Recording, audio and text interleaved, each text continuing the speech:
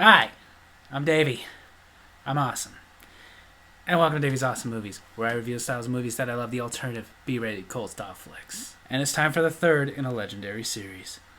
This one came out in 1986, and it was directed by the star of this movie, Anthony Perkins, and written by Charles Edward Pogue, produced by Hilton A. Green, and made and distributed by Universal Pictures. Ladies and gentlemen, Psycho 3.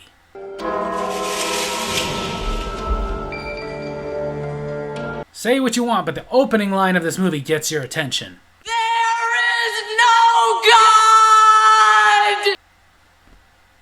Yes, there is. Give me a sign. Best I can do is show you the paintings. The woman screaming is Maureen Coyle. She is a nun who is having a crisis of faith.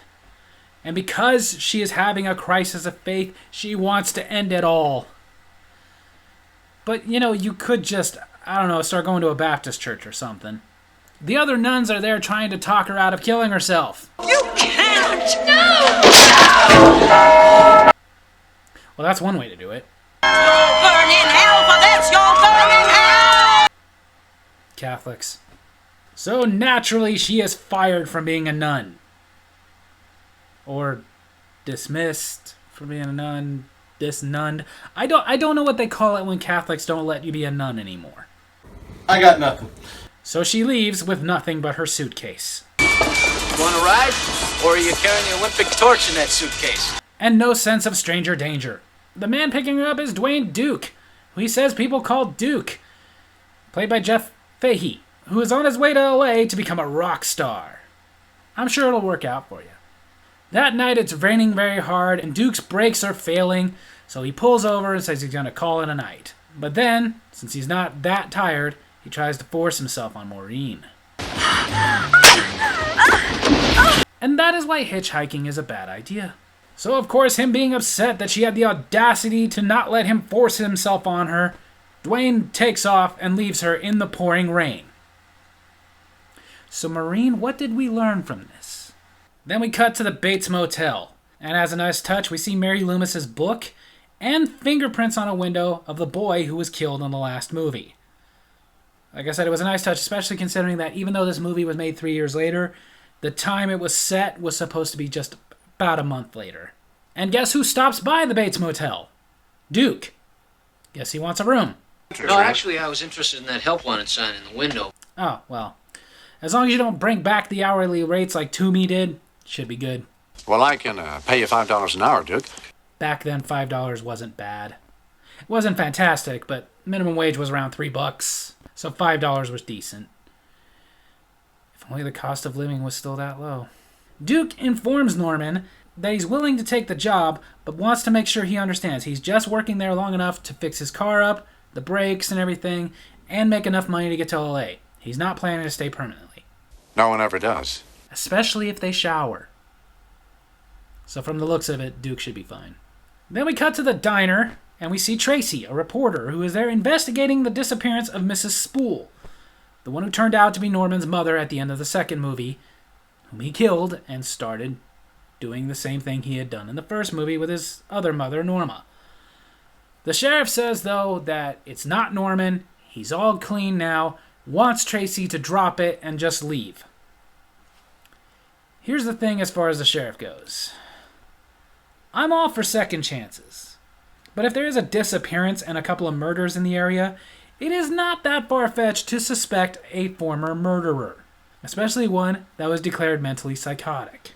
Norman comes into the diner to get himself something to eat and get something for Duke, and Tracy immediately corners him and introduces herself as a reporter. If you don't mind, I'd like to ask you a few questions. I mind. Even though he said he minds, she keeps talking. As Tracy is talking, Maureen comes in, and because of her look and the fact that her suitcase has the initials MC on it, Norman is starting to have flashbacks from the first movie and him killing Marion Crane. So Norman gets up and he promptly leaves. Maureen only goes in to ask for directions to a cheap motel. Cheapest one, of course, is the Bates Motel. So she heads over, and imagine her surprise when she sees Duke. Look, I'm sorry about last night. I was a little road weary. I'm so very tired. Road weary? That's definitely an excuse. Not a good one, but an excuse. Then again, is there a good excuse for trying to force your way? No. No, there isn't. Look, don't worry.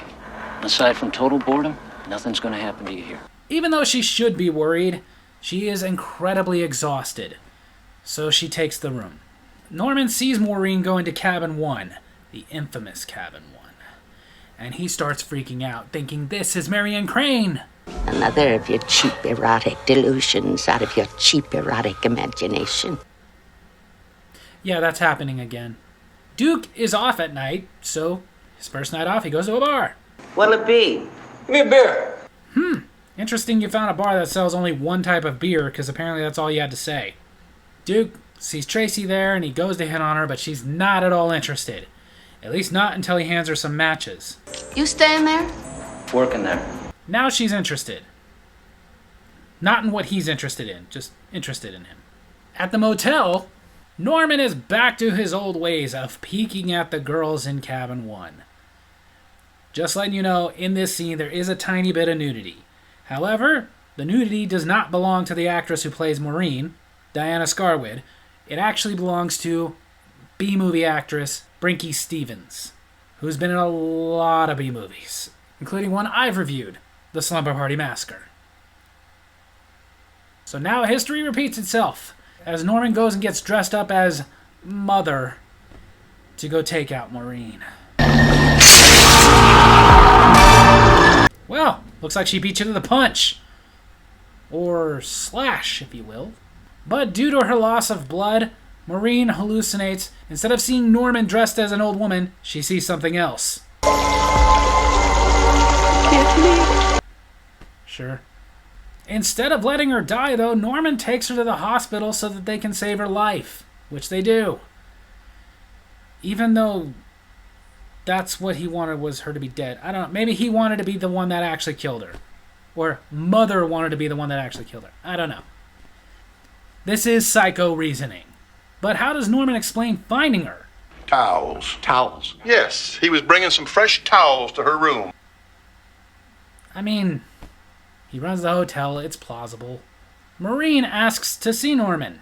I just wanted to thank you for what you did. Oh, trust me, no thanks is necessary. Norman offers that when she's out of the hospital, she can stay at the motel free of charge. She accepts the offer. You just really want to be the one to kill her, don't you? When Norman gets back to the motel, Duke is there with a girl named Red, someone he met at the bar. Be quiet, someone will hear us. Someone did. But Duke and Red go to his room in a scene I can't really show. And after it's over, Duke, being the nice guy that he is, tosses her $5 and tells her to leave and go use the payphone to call a cab. He's a good dude. While she's at the payphone...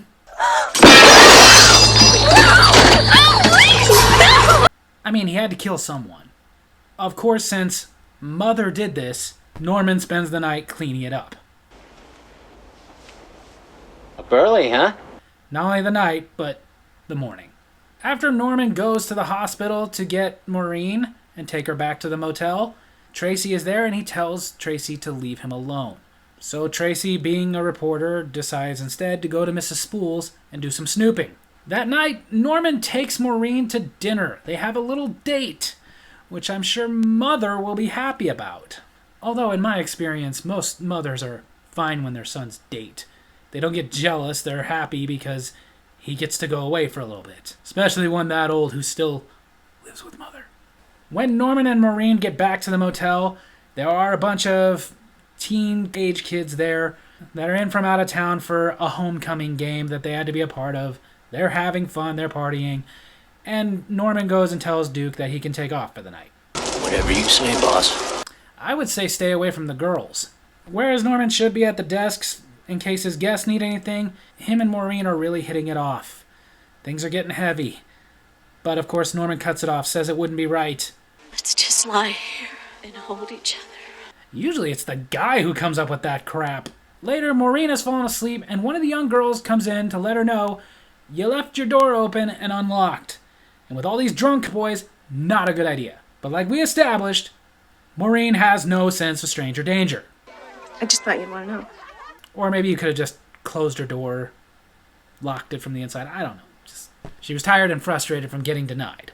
Maureen goes to Norman's house, but he won't let her in. He says he's not feeling well. Understatement. I had a little too much to drink, that's all. I just need to rest. You had a glass of wine. Who am I kidding? That's how much of a lightweight my wife is. Go back to your room. Lock your door. Yeah, because the motel owner doesn't have a key. The girl who had woken Maureen needs a bathroom desperately, so she goes and uses the one in Norman's parlor. To be fair, it was a private bathroom. Oh my god, she didn't even flush! Ew. As Norman is getting rid of the body... Get away from me! Oh! Ah, looks like somebody's getting lucky! Those are the adult chaperones. So, safe to say you guys are doing a great job. The next morning, Maureen wakes up and sees the police right outside of the motel. Something's wrong with Norman. It's about time somebody told you. The sheriff knocks on Norman's door because that girl from the night before, her name was Patsy, and she has been reported missing. Oh, someone's missing, and I'm the first one you think about. Yeah. Norman is upset, and he wants them to leave. Sorry, Norman, but we have the warrant. Oh, you got one this time. Good for you. But when they go upstairs and into Mother's room, it's empty. And even Norman is confused by this. Since they did a thorough search and didn't find anything, they are about to leave, and Tracy is objecting to this. I'm letting it lie and so are you understand? Maureen covers for Norman by saying that he was with her all night. And then after the police leave, Maureen informs Norman she's leaving as well. She told you about me, didn't she? Yes. Well, to be fair, that was kind of the decent thing to do. Duh. Like, you know, she's at a motel where one guy wants to kill her and the other wants to molest her, so she probably should leave. It's been a rough week for her. Please let me go. Yes, let her go, Norman. Now, Mother won't have to kill her. After she leaves, Norman goes looking for Mother. And as he's searching and searching, he finds a note. A note that is from Mother. This just got freaky. Norman goes to the cabin that Mother told him to be at. You did a nice job on her, Norman. Boy, that escalated quickly. Duke basically tells Norman that he is going to blackmail him. He wants a few $1,000s, even though Norman doesn't have a lot of money. Duke says, though, he can sell the house, he can sell the motel, he can sell a couple of acres. He doesn't care as long as he gets what he wants. One of the many reasons you shouldn't smoke. Who's a rock star? Who's a rock star? Kind of ironic that you're beating him to death with his guitar. Mostly because I don't think a guitar would actually kill somebody. It would hurt like hell, but it wouldn't kill him. Just ask Jeff Jarrett. Then we cut to Tracy, who is still trying to figure out the truth about what happened to Mrs. Spool. And while investigating, she finds old newspaper clippings about how she ended up in a mental institution for committing murder, just like Norman. Then back to Norman while he's taking Duke's body and car to the swamp. And I told you the guitar wouldn't kill him. But Norman fights him off, drives the car into the swamp, and escapes the car before he drowns. Duke does not. So that's done. Maureen has had a change of heart. She believes Norman is a good man, and that he deserves forgiveness. And honestly, this is proof that Maureen is just way too naive to make it in this world. Norman! And she falls into... Maureen!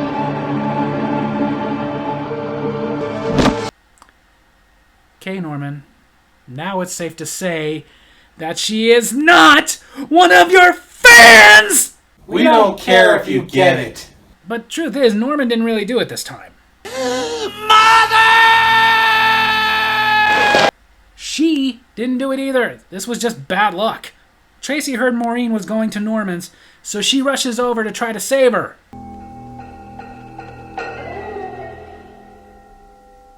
Too late. But then Tracy gets a surprise. Why can't you leave my poor son, my Norman, alone? that's creepy. Tracy tries to reason with Norman. She tells him that she knows what Mrs. Spool told him, that she was his mother. She was crazy, Norman, but she wasn't your mother! Tracy tells Norman that Mrs. Spool was actually his aunt, Norma Bates' sister, that Norma Bates had basically stolen his father from Mrs. Spool. They had started a relationship, Norma got pregnant, and that Mrs. Spool killed his father and kidnapped him for a time before she ended up in a mental institution because she believed that Norman should have been her child. Don't let her talk about me like that. This is such a twisted family. More on that on Psycho 4. So Norman takes control of himself and he starts stabbing Mrs. Spool. Even though she's already dead, but you know what? At least it wasn't Tracy. The next morning, Norman is being taken back to the asylum. Made a fool of me. No, Sheriff, that was all you. You're just incompetent. The sheriff even tells him, this time you will never get out. But I'll be free. I'll finally be free. Truth is, though, he will get out. But we'll get more into that later.